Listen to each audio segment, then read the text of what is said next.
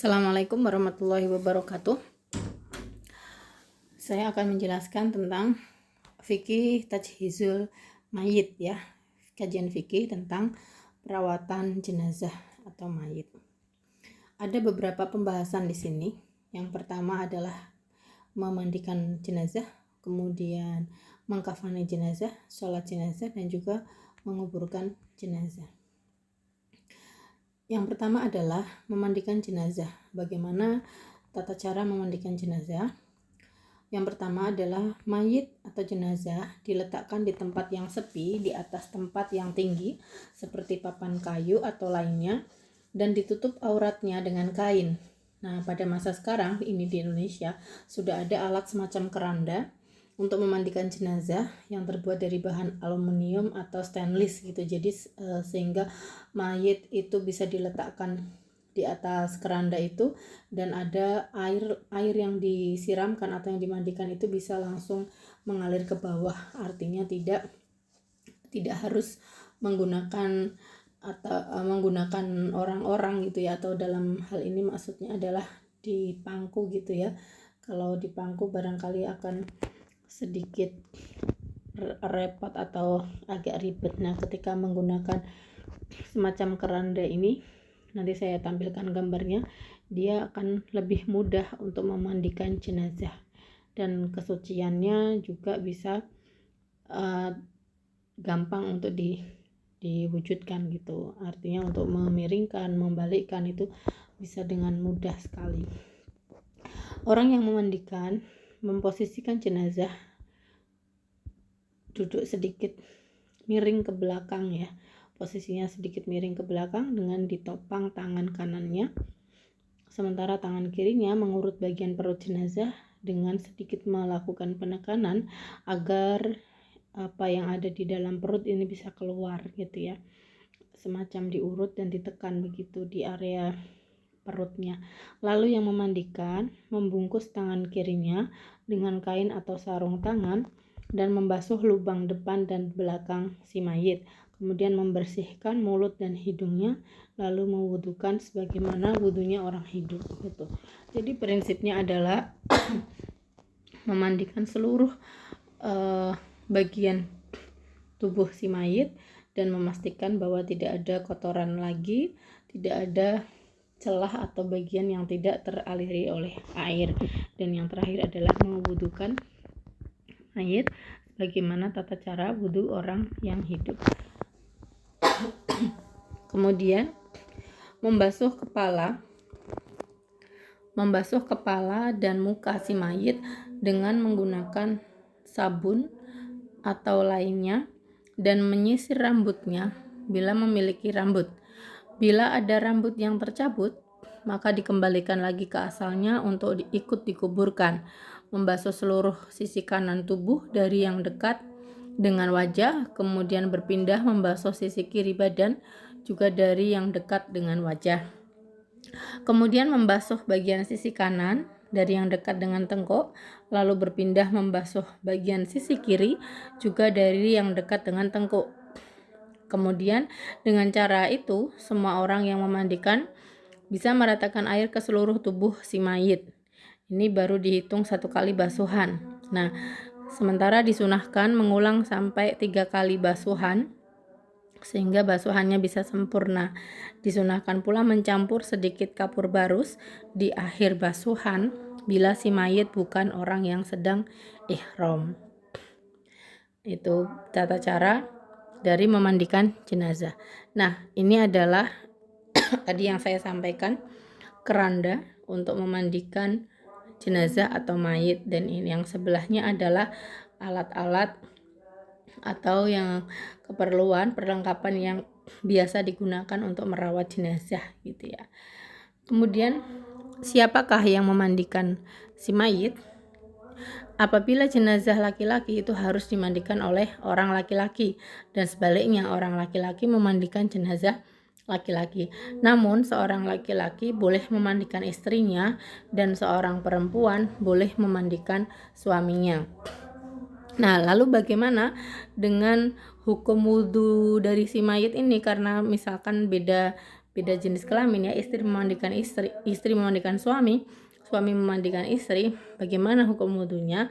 Wudu si mayit wudu mayit yang disentuh oleh orang lain adalah tidak batal, sedangkan wudunya orang yang menyentuh adalah batal, walaupun yang menyentuh sudah tua dan pikun.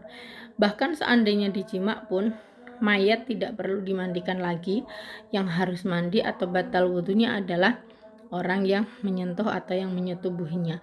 Jadi prinsipnya mayit itu tidak bisa dibatalkan posisi sucinya. Ketika dia sudah mandi atau dia sudah diwudukan, maka dia tidak bisa dibatalkan oleh yang lain. Maka yang batal itu yang menyentuhnya, karena dia sudah meninggal begitu. Kemudian yang berikutnya adalah mengkafani jenazah. Mengkafani mayit paling sedikit adalah membungkusnya dengan kain yang dapat menutupi seluruh anggota badan dan menutup kepala si mayit apabila dia bukan sedang ihram. Apabila mayitnya seorang laki-laki, ia dikafani dengan menggunakan 3 lembar kain putih, di mana masing-masing kain tersebut berukuran cukup lebar dengan panjang sesuai panjang tubuh si mayit dan dengan lebar yang sekiranya bisa membungkus seluruh tubuh si mayit. Dimakruhkan mengkafani mayit dengan menggunakan kain selain warna putih, sebagaimana juga dimakruhkan menggunakan semacam gamis dan menutup kepalanya dengan semacam surban.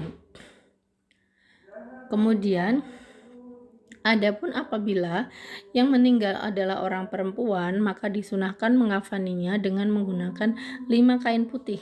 Kelima kain itu berupa 1 helai sarung yang menutupi bagian pusar hingga anggota paling bawah, himar atau tudung yang menutupi bagian kepala, kemudian gamis yang menutupi bagian atas hingga di bawahnya sarung, dan lembar kain yang bisa membungkus seluruh jasad mayit. Ini jika mayitnya perempuan. Hal ini didasarkan pada sebuah hadis riwayat Abu Dawud di mana Rasul memerintahkan agar anak perempuannya Ummi Kulsum dikafani secara demikian. Kemudian cara mengkafani mayit sebagaimana yang tadi dijelaskan, ini diperuntukkan bagi mayit yang tidak sedang berihram. Nah, apabila mayit adalah yang sedang berihram, maka bagian kepala wajib dibuka bila mayitnya laki-laki dan bagian wajah wajib dibuka bila mayitnya perempuan.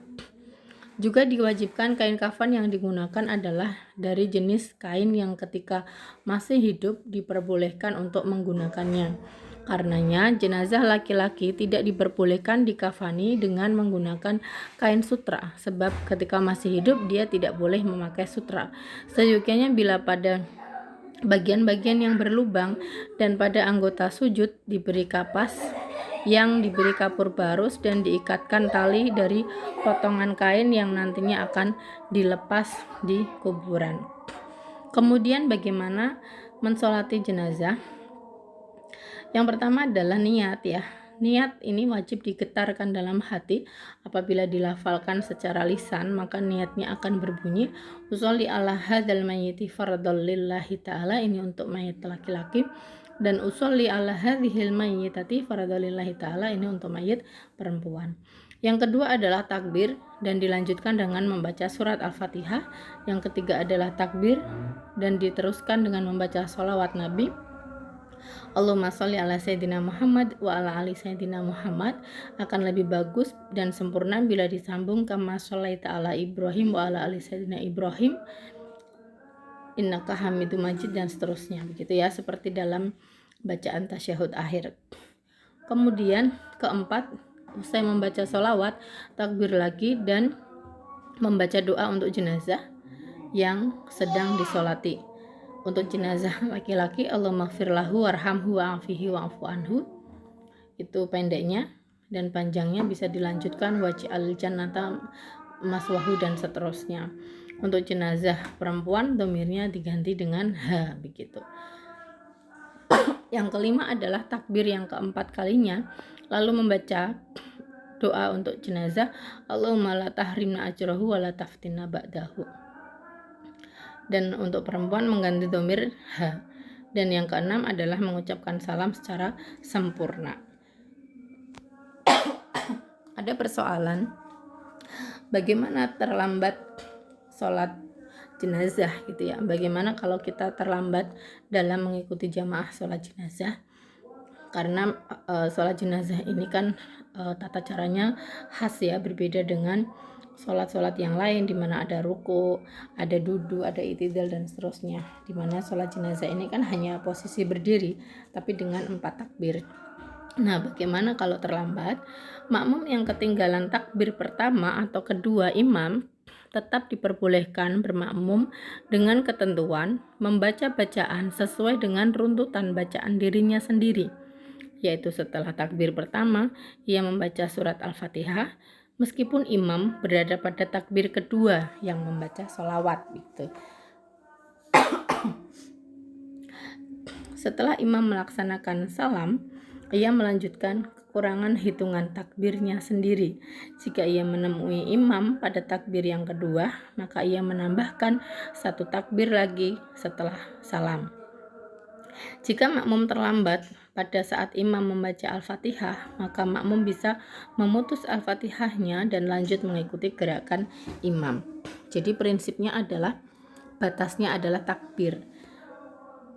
Apabila ketinggalan 1 takbir, maka menambah 1 takbir setelah salam, namun bacaannya tetap acuannya adalah bacaan dirinya sendiri, yaitu urut dari Al-Fatihah, sholawat dan seterusnya gitu.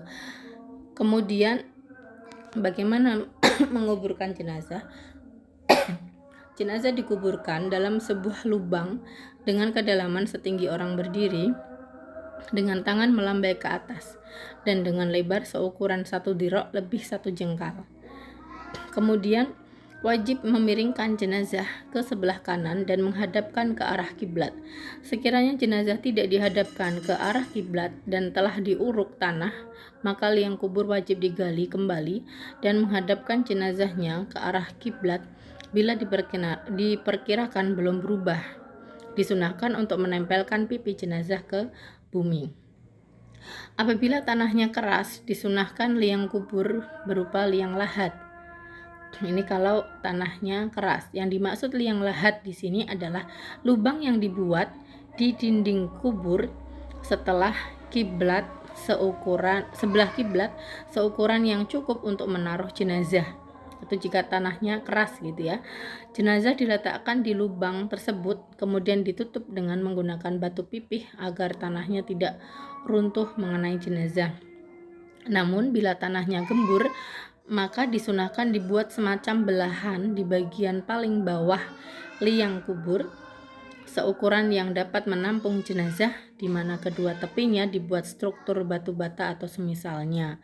Jenazah diletakkan di belahan liang kubur, kemudian di bagian atasnya ditutup dengan batu pipih lalu diuruk dengan tanah. Bisa penulis gambarkan bahwa belahan ini bisa jadi semacam parit yang membelah bagian dasar liang kubur. Di parit inilah jenazah diletakkan. Adapun batu pipih untuk penutup sebagaimana tersebut di atas, di Indonesia barangkali lebih sering menggunakan papan kayu sebagai penutup jenazah agar tidak terkena reruntuhan tanah ketika makamnya atau lubangnya ini diuruk dengan tanah begitu. Setelah jenazah diletakkan secara pelan di dasar kubur, disunahkan pula untuk melepas tali ikatannya dimulai dari kepala. Akan lebih baik bila orang yang meletakkan dan meluruskan jenazah di liang kubur adalah laki-laki yang paling dekat dan yang menyayangi si mayit pada saat hidupnya. Dan kemudian membaca Bismillahi ala sunnati Rasulillahi sallallahu alaihi wasallam. Disunahkan pula meletakkan jenazah di liang kuburnya dengan posisi tubuh miring ke sebelah kanan. Bila dimiringkannya pada tubuh sebelah kiri, maka makruh hukumnya. Pada hal ini, dalam konteks wilayah Indonesia yang arah kiblatnya cenderung ke arah barat, sedangkan wajib hukumnya menghadapkan jenazah ke arah kiblat, maka untuk memiringkan tubuhnya ke sisi kanan, ketika jenazah dikubur, posisi kepala berada di sebelah utara. Bila posisi kepala ada di sebelah selatan, maka untuk menghadapkannya ke arah kiblat mesti memiringkan tubuhnya ke sisi kiri. Nah, ini adalah gambar yang bisa menjelaskan posisi dari liang lahat ya, dan bagaimana jenazah ini diikat oleh beberapa tali dari kepala sampai kaki. Nah, saya kira demikian penjelasan tentang fikih tajhizul mayit. Semoga bisa dipahami dan membawa kemanfaatan untuk kita semua. Kurang lebihnya mohon maaf. Assalamualaikum warahmatullahi wabarakatuh.